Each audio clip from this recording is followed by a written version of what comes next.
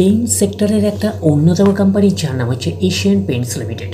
Asian পেইন্টসের হচ্ছে আমরা ফান্ডামেন্টালসটাকে নিয়ে অ্যানালিসিস করবো, দেখবো যে কোম্পানিটা ফান্ডামেন্টালি কতটা সাউন্ড রয়েছে। তো কোম্পানিটা এখন ট্রেড করছে 2404 টাকায় এখন ট্রেড করছে। তো কোম্পানিটা কিন্তু অ্যাজ পার মার্কেট ক্যাপিটালাইজ অনুযায়ী কিন্তু সব থেকে লার্জেস্ট পজিশন অর্থাৎ 1 নম্বর পজিশন কিন্তু র্যাঙ্ক করছে এশিয়ান পেইন্টস, এইটুখানি মাথায় রাখবেন পেইন্ট সেক্টরের মধ্যে। এবং আমরা যদি চলে যাই কোম্পানিটার হচ্ছে মার্কেট ক্যাপিটালাইজ, দেখি মার্কেট ক্যাপিটালাইজ কত রয়েছে। মার্কেট ক্যাপিটালাইজ হচ্ছে অ্যাপ্রক্স বলতে পারেন 2,30,000 কোটি টাকার মার্কেট ক্যাপিটালাইজ। অর্থাৎ এই কোম্পানিটাকে আমরা ব্লু চিপ লার্জ ক্যাপ টাইপের কোম্পানি হিসাবে কনসিডার করতেই পারি। এবং কোম্পানিটা কিন্তু নিফটি 50-র একটা স্টক, এটুখানি মাথায় রাখবেন। এবং কোম্পানিটার আমরা যদি ROC দেখি, রিটার্ন অন ক্যাপিটাল এমপ্লয়েড আছে 25.7%, ROE রিটার্ন অন ইকুইটি আছে 20.6%। তাহলে ROC আর ROE হচ্ছে ডিসেন্ট রয়েছে, আমরা এটুখানি বলতে পারি। কোম্পানির পারফরমেন্সের উপরে কিন্তু ডিপেন্ড করে ROC আর ROE, এটুখানি মাথায় রাখবেন। আগামী দিনে যদি কোম্পানি আরও ভালো পারফরমেন্স করে, আরও গ্রোথ দেখাতে শুরু করে, তাহলে ROC আর ROE হচ্ছে আরও ইমপ্রুভ করবে। এইবারে আমরা চলে যাচ্ছি কোম্পানিটার হচ্ছে ব্যালেন্স শিট পার্টে, দেখবো যে ব্যালেন্স শিট পার্টের অবস্থান কীরকম রয়েছে। আমরা ডিরেক্টলি চলে যাবো কোম্পানিটার হচ্ছে রিজার্ভ অ্যান্ড সারপ্লাসে, দেখবো যে রিজার্ভ অ্যান্ড সারপ্লাসের অবস্থান কীরকম রয়েছে। তো প্রথমে ছিল 3,943 কোটির রেঞ্জে, তারপরে সেটা গ্রো করে 4,646, তারপরে হচ্ছে 6,429, তারপরে হচ্ছে 7,508, তারপরে 8,314 পরপর গ্রো করলো, তারপরে হচ্ছে 9,375, 10,034, 12,710, 13,716 পরপর কিন্তু গ্রো করলো। 13,716 পরে আমরা যেটা পাচ্ছি সেটা হচ্ছে 15,896, তারপরে হচ্ছে 18,632, তারপরে হচ্ছে 19,304। তাহলে রিজার্ভ অ্যান্ড সারপ্লাসের মধ্যে আমরা কী পাচ্ছি, কনসিস্টেন্সিও পাচ্ছি প্লাস কিন্তু গ্রোথ পাচ্ছি। এটা কিন্তু কোম্পানির ক্ষেত্রে একটা পজিটিভ সাইন।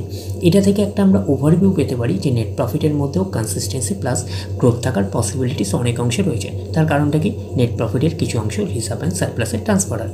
তো ওভারঅল ভিউটা আমাদের কাছে ক্লিয়ার হয়ে যাবে। কোম্পানিটার প্রফিট অ্যান্ড লসে গেলে ক্লিয়ার হয়ে যাবে যে নেট প্রফিটের মধ্যে কতটা কনসিস্টেন্সি রয়েছে, কতটা গ্রোথ রয়েছে। এইবারে আমরা চলে যাচ্ছি কোম্পানিটার হচ্ছে বোরিং পার্টে। তো বোরিং পার্টের হচ্ছে আমরা চলে যাচ্ছি লং টার্ম বোরিংয়ে, দেখবো যে লং টার্ম বোরিংয়ের অবস্থান কীরকম। 41 কোটি, তারপরে সেটা বেড়ে 78 কোটি, তারপরে কিছুটা কমে 73, তারপরে সেটা আবার কমে 41, কমে গিয়ে 28 হলো, আবার কমে 19, তারপরে সেম 19, তারপরে কমে গিয়ে 15 কোটি হলো। 15 কোটির পরে আমরা যেটা পাচ্ছি সেটা কিন্তু আবার বেড়ে গিয়ে হলো হচ্ছে 45 কোটি, তারপরে আবার বেড়ে 76 কোটি, তারপরে আবার কমে 54 কোটি, তারপরে আবার বেড়ে হচ্ছে 260 কোটি। তো লং টার্ম বোরিং থাকা মানে কোম্পানির একটা এক্সট্রা বার্ডেন থাকে ইন্টারেস্ট পে করার ব্যাপারে। তো কোম্পানি যদি লং টার্ম বোরিংকে সঠিকভাবে ইউটিলাইজ করে যদি নেট প্রফিটের মার্জিনটা বাড়াতে পারে, তাহলে লং টার্ম বোরিং ঠিকঠাক আছে, আমরা এটুকুনি কনসিডার করতেই পারি। তো লং টার্ম বোরিং এখন 260 কোটির রেঞ্জে আমরা বলতে পারি। এইবারে আমরা চলে যাচ্ছি কোম্পানিটার হচ্ছে শর্ট টার্ম বোরিংয়ে, দেখবো যে শর্ট টার্ম বোরিংয়ের অবস্থান কী রকম রয়েছে। তো আমরা চলে আসলাম শর্ট টার্ম বোরিং 199, 332, 231, 504, 492, 597, 321, 334, 731, 731-এর পরে যেটা আমরা পাচ্ছি 896, 1053, তারপরে হচ্ছে 604। তো শর্ট টার্ম বোরিং হচ্ছে ফ্ল্যাকচুয়েটিং ম্যানারে থাকে, প্রতি বছর আপস অ্যান্ড ডাউন্স করে। তো শর্ট টার্ম বোরিংয়ের থেকে আমরা বেশি যেটা গুরুত্ব দিই সেটা লং টার্ম বোরিংকে। লং টার্ম বোরিং হচ্ছে 260 কোটির রেঞ্জে। এইবারে আমরা চলে যাব কোম্পানিটার হচ্ছে ক্যাশ অ্যান্ড ক্যাশ ইকুইভ্যালেন্টে, দেখবো যে ক্যাশ অ্যান্ড ক্যাশ ইকুইভ্যালেন্টের অবস্থান কীরকম রয়েছে। তো আমরা চলে আসলাম কোম্পানিটার ক্যাশ অ্যান্ড ক্যাশ ইকুইভ্যালেন্টে 229, তারপরে রয়েছে 204, তারপরে 424, 801, 405, 445, 737, তারপরে 611, 611-র পরে আমরা যেটা পাচ্ছি সেটা হচ্ছে 864, তারপরে হচ্ছে 844, 1084, 782। তাহলে ওভারঅল আমরা এই ব্যালেন্স শিটটাকে 5 স্টার টাইপের ব্যালেন্স শিট হিসাবে কনসিডার করতেই পারি। কোম্পানিটা একটা ব্লু চিপ লার্জ ক্যাপ টাইপের company, blue chip large cap টাইপের কোম্পানি হিসাবে ক্যাশ অ্যান্ড ক্যাশ ইকুইভ্যালেন্টটা ঠিকঠাকই রয়েছে 782 কোটির রেঞ্জে, আমরা এটুকুনি বলতে পারি।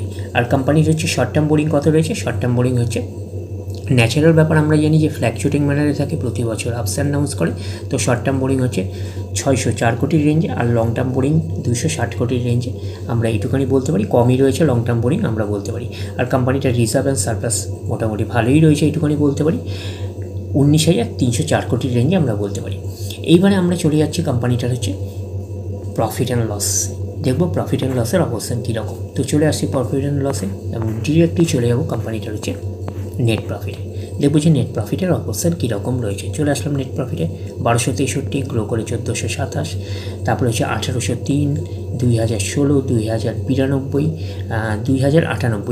2098, তারপরে সেটা আবার গ্রো করে 2208, 2774, 3207 পরপর কিন্তু গ্রো করলো। এই জায়গাটা একটা স্লাইটলি ডাউন পারফরমেন্স করলো 2085 পরে সেটা কিন্তু আবার কামব্যাক করে হলো 4195, 5558 পরপর গ্রো করলো। তারপরে আবার একটা ডাউন পারফরমেন্স করেছে 3710, তারপরে আবার একটা ডাউন পারফরমেন্স করেছে 3640। তো নেট প্রফিটের মধ্যে আমরা কনসিস্টেন্সি পেয়েছি, গ্রোথ পেয়েছি, বাট দুই একটা জায়গায় শুধু কনসিস্টেন্সি ব্রেক করেছে, নাহলে কিন্তু ওভারঅল এই প্রফিট অ্যান্ড লসটাকে কিন্তু আমরা 5 স্টার টাইপের প্রফিট অ্যান্ড লস হিসাবে কনসিডার করতে পারি।